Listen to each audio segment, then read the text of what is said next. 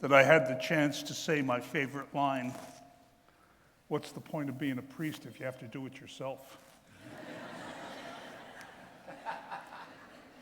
I don't know if you noticed anything strange about the first reading or not. From the Acts of the Apostles. And it records an event that took place not on Easter, but on Pentecost. It's Peter's first proclamation of the resurrection of Jesus, what theologians call the primitive kerygma of the church. The first time that Peter stood up, the same Peter who on Good Friday morning couldn't muster the courage to admit that he even knew Jesus, now stands up before thousands and thousands of people and proclaims in very definite terms, uncompromising terms, "This Jesus whom you crucified has been made by God, Lord and Savior, and has been raised from the dead." And that's why it's today's first reading.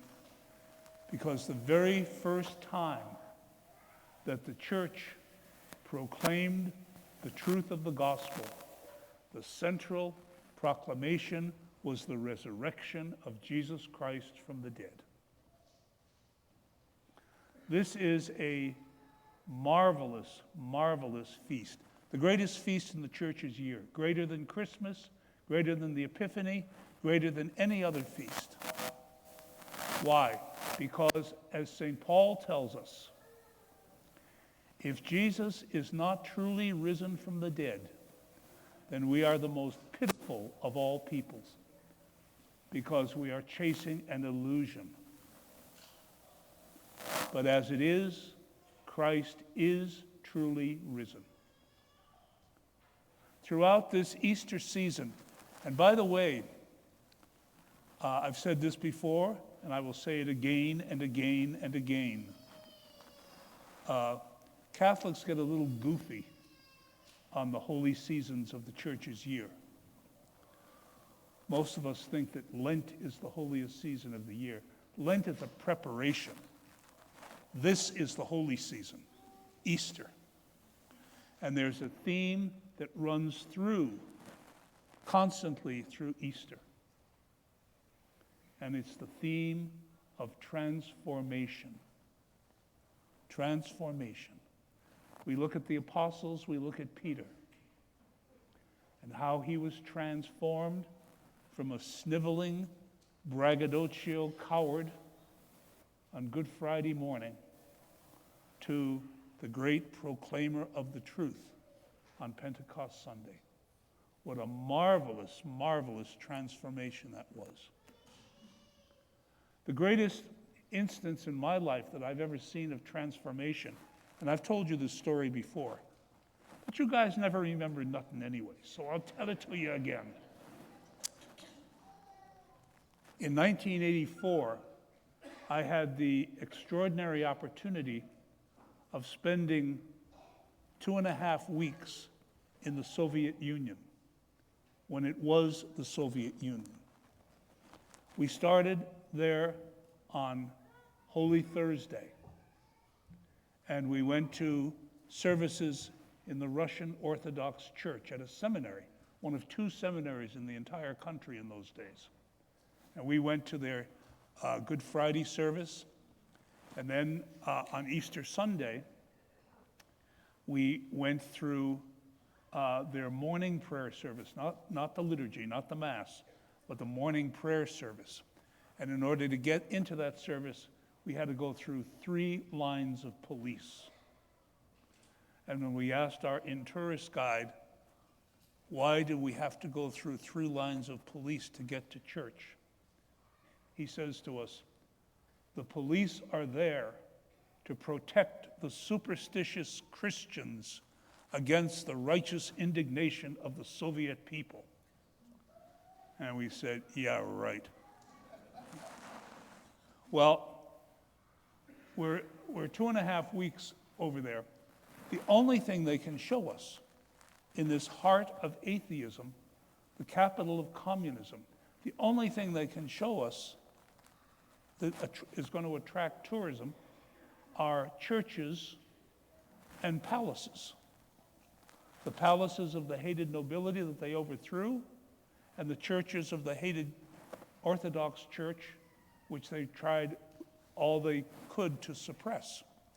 The only thing they could show us were these relics. And of course, the churches were all museums. So we kept saying, we want to see a functioning church. And the tourist guide, to all intents and purposes, was totally ignoring us. So on Easter Tuesday, we were getting on the bus, and never being known for my diplomacy, I said to the guide, I said, well, what are we going to go see today? Some ball bearing factory or something? And he says, no, we're going to see a functioning church. He just spit out the words. So sure enough, we drive to this little town outside of Moscow, Suzdal, and we go into this church. There were about 30 old ladies in the church, all dressed in black. And when they saw us come in, they looked at us with pure hatred. You could tell it in their eyes. And the attitude they were projecting is, what are you doing in our church? You are befouling our church with your presence. And then all of a sudden, in this cold, cold atmosphere, one of the priests, and I was with a group of about 14 priests, one of whom was a Greek Orthodox priest who spoke Russian. And he goes up to one of the little old ladies, and he says to her two words, Christos voskresni, Christ is risen. And right away, the transformation was instant. She looked at him, and she says, who are you? Who are these people? And he told her, they're priests. The first thing she said was, where are their beards? Because all Russian Orthodox priests have beards. We didn't have any. Where are their beards? And so he explained to her that we were not Russian priests, we were Roman Catholic priests, and he was Greek Orthodox priest.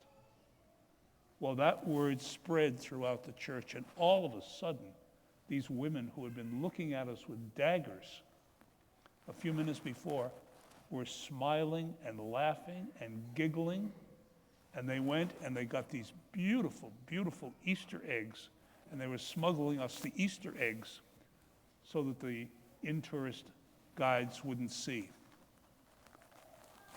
The transformation was instantaneous because two words were spoken. Christ is risen. Christos voskresni. And in many ways, that sets the whole theme of what the Easter season is all about. You know, when we observe this feast, we're not just talking about the revivification of the corpse of a dead carpenter 2,000 years ago. That's not what this day is all about. What we are celebrating is the presence of the risen Christ in our midst.